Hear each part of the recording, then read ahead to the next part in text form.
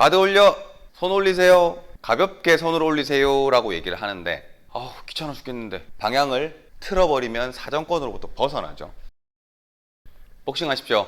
안녕하십니까, 오케이바디입니다. 이번 시간에는 방향 전환하는 방법에 대해서 알아보도록 하겠습니다. 이 방향 전환을 하는 이유는 상대 선수의 움직임에 따라서 그 선수하고 마주보고 공격과 방어를 하기 위해서 나도 움직이는 거죠. 방법은 아주 간단합니다. 그런데 이 동작을 연습을 많이 해야 돼요. 왜냐하면 방향을 회전을 하고 그 다음이 중요하기 때문에 그렇습니다. 먼저 방법을 설명을 하자면, 자, 이렇게 쓰죠. 주먹 올리고 여기서 어느 정도로 가볍게 올려야 되냐. 제가 보는 배경은 그래요. 체육관에서 운동하는 모습을 보면은 연습을 시작도 하지 않았는데 이렇게 몸에 힘이 바짝 들어가 있는 모습을 볼 수가 있어요.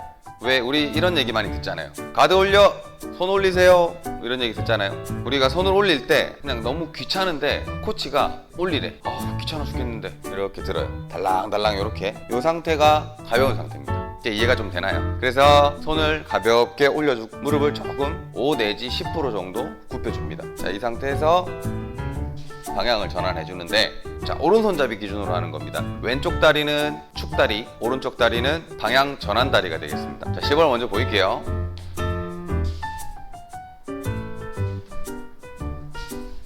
갔으면 다시 돌아갈 수도 있겠죠. 이렇게 상대 선수가 내 앞에서 얼마나 어떻게 움직이냐에 따라서 그 각도가 정해지는 겁니다. 그런데 우리가 처음 배울 때 보통 90도 전환을 배울 거예요. 그건 어디까지나 교과서일 뿐이니까 참고만 하는 거고요. 자, 그래서 축다리로 내 무게중심을 잠시 옮기는 겁니다. 그 다음에 이 방향 전환 다리는 내가 옮기고자 하는 그 위치에 정확히 갖다 놓고 바로 전투 태세를 갖추어야 됩니다. 왜? 언제든지 상대 선수로부터 공격을 피할 수도 있어야 되고, 또 회전을 했을 때 공격을 바로 할 수도 있어야 되고, 그러려면 우리가 이렇게 바른 균형의 자세가 필요하다는 겁니다. 자, 이해가 되나요? 방향 전환을 하는 건 좋은데 하고 난 후에 내가 얼마나 바른 자세로 있어 주느냐, 이거에 따라서 상대 선수에 대해서 내가 대비를 잘 할 수 있다는 거죠. 이게 발이에요. 이게 지면이에요. 바닥. 여기서부터 옮겨갈 때, 발이 옮겨갈 때 든 듯 만 듯 들려서 팔을 너무 많이 들면 다시 또 내려놓는 시간도 걸리잖아요. 그만큼 빨라야 된다는 거예요. 잽싸게. 자, 그럼 여기서 하나 의문이 있어요. 축다리가 항시 왼쪽 다리여야만 되느냐? 그것은 아닙니다. 상대 선수 움직임에 따라서 선택은 내가 하는 겁니다. 이렇게 움직일 수도 있고, 축다리를 반대로 바꿔서 이렇게 움직일 수도 있죠. 그래서 정해진 건 없어요.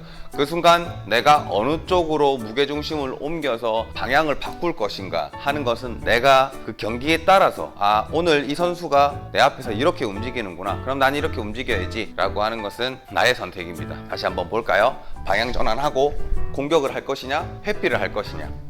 방향 전환, 공격, 방향 전환, 공격. 자, 이렇게 그때그때 다양한 상황들이 내 앞에서 펼쳐지는데, 그 모든 상황들에서 자유롭게 대처를 하려면, 그래서 바른 자세가 정말 중요합니다. 사실 정말 어려운 동작은 아닙니다.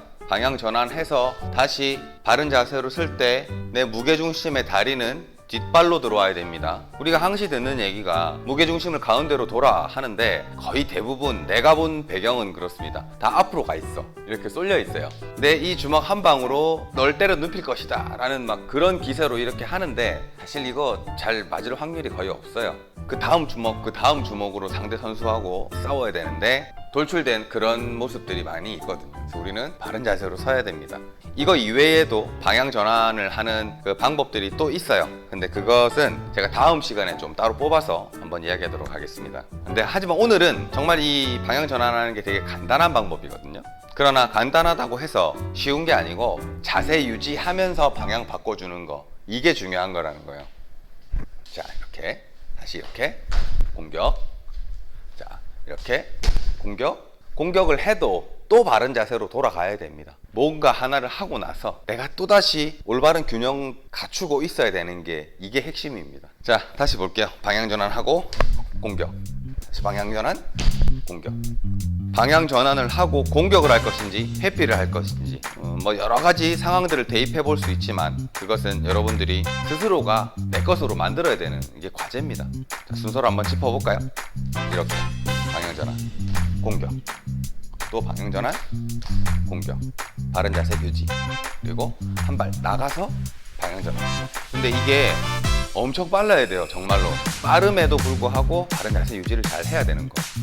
세워라 내워라 가서 방향 전환하고 이렇게 해서는 내가 두드려 맞겠죠.